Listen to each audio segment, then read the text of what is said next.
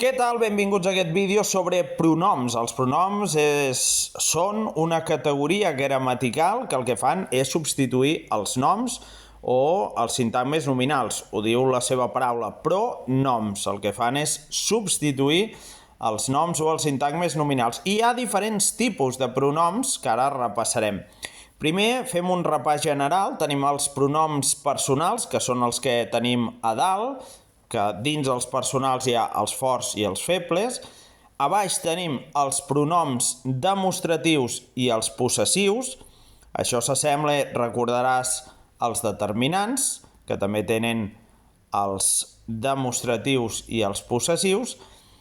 I, per altra banda, tenim els relatius, vol dir que relacionen aquests pronoms, els interrogatius i exclamatius, amb preguntes i exclamacions, i també els indefinits. Doncs anem a fer un breu repàs de tots aquests tipus de pronoms, que com hem vist hi ha 6 tipus.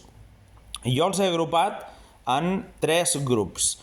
A dalt hi he posat només els personals, però com que els personals tenim els forts i els febles, els he deixat així. Els forts, jo, tu, ell, nosaltres, vosaltres, ells, elles, i els febles, el, la, els, les, em, en, i. Els febles substitueixen també paraules i són aquestes contraccions amb més curta encara, no? Aquests pronoms, aquesta substitució a la mínima expressió, i sempre els pronoms febles units amb el verb. Després tenim a baix els demostratius, aquest, aquella, això, allò.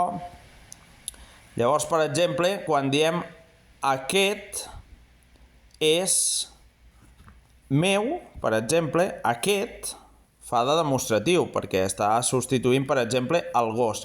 I quan diem és meu, és el meu, seria un pronom possessiu, vale?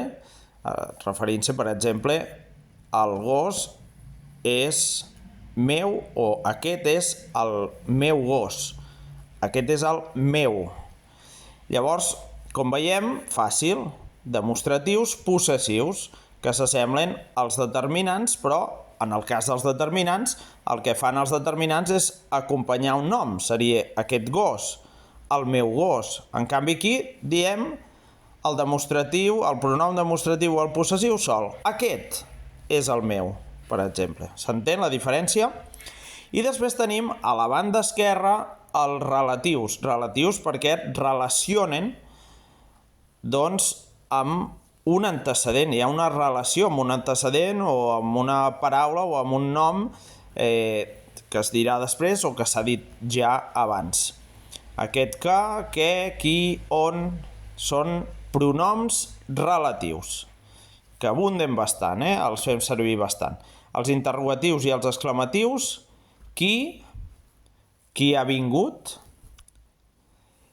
I després tenim també els indefinits. Algun, cap, tothom. Tothom ha assistit a la reunió, per exemple. Aquest tothom és un pronom indefinit. Doncs bé, espero que aquesta breu explicació, aquest mapa mental, t'hagi ajudat una miqueta. Gràcies per la teva atenció, per subscriure't al canal, per recolzar aquests continguts, i fins la pròxima ocasió. Que vagi molt bé. Molts ànims!